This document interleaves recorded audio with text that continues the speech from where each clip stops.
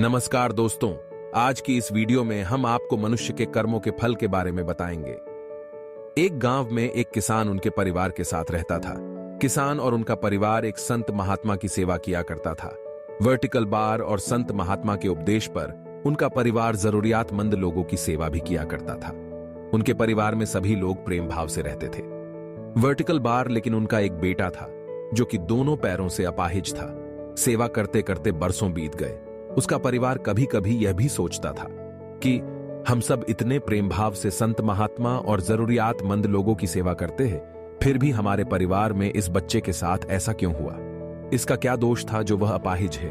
एक दिन की बात है जब संत महात्मा का सत्संग चल रहा था। हजारों लाखों श्रद्धालुओं उस सत्संग में बैठे हुए थे।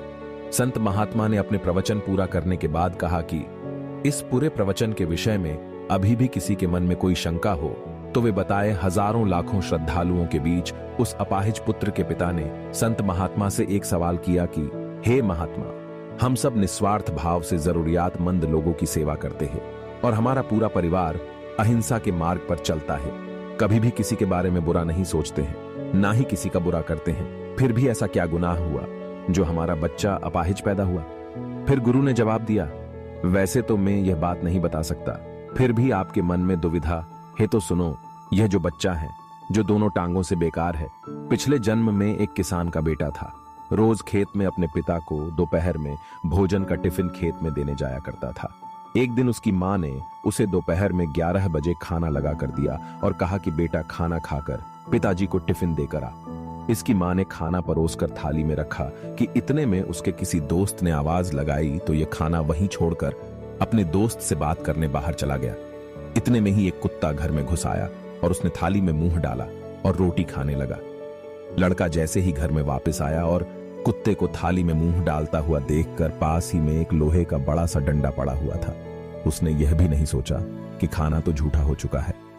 बिना सोचे समझे उस कुत्ते की दोनों टांगों पर इतनी जोर से लोहे का डंडा मारा कि वह कुत्ता अपनी जिंदगी में जब तक जिंदा रहा दोनों पैरों से बेकार होकर घसीटते घसीटते जिंदगी जिया और तड़प तड़प कर मर गया। यह उसी कुत्ते की बददुआ का फल है जो इस जन्म में यह दोनों टांगों से अपाहिज पैदा हुआ है।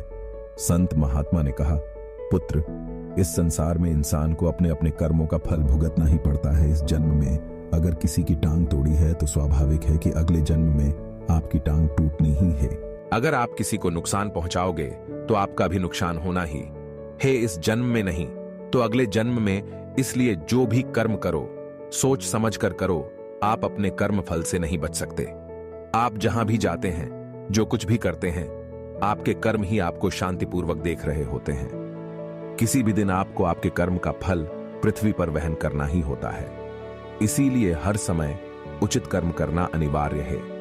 भगवान श्री कृष्ण ने गीता में कर्म को प्रधानता देते हुए यहां तक स्पष्ट किया है कि व्यक्ति की यात्रा जहां से छूटती है अगले जन्म में वह वहीं से प्रारंभ होती है।